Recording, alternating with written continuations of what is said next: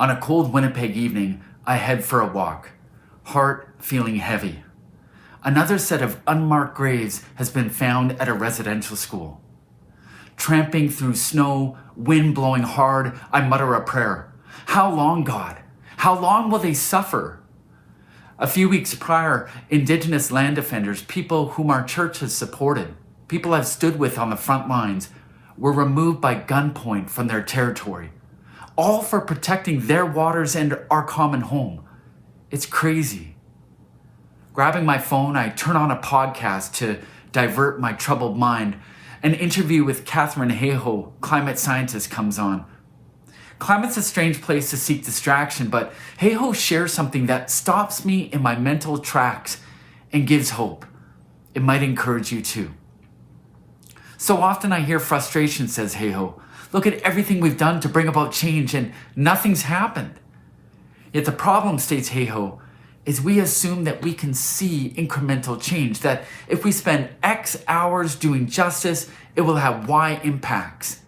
But that's not the way it works. There's no linear relationship. A better metaphor is to imagine all our efforts like water building up behind a dam. And over time, there's more and more pressure on that dam of injustice and inaction. And one day, all of a sudden, we'll see a crack. And before we know it, the waters will come bursting through.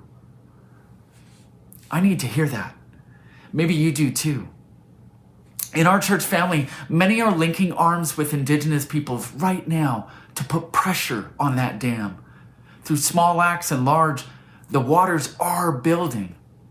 In Eastern Canada, MCEC's Truth and Reconciliation Action Group put together an amazing series on treaties, and they put teeth to that learning by courageously supporting Indigenous land defenders right there in their backyard.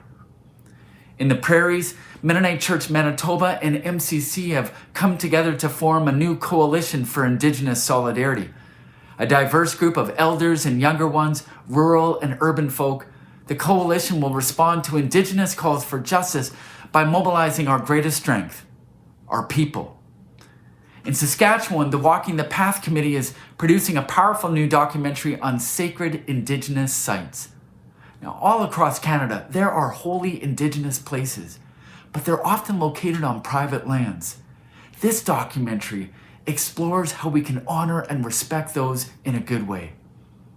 And finally, on the West Coast, MCBC's Indigenous Relations Task Force has declared its support for Indigenous water protectors who are resisting 2 fossil fuel pipelines.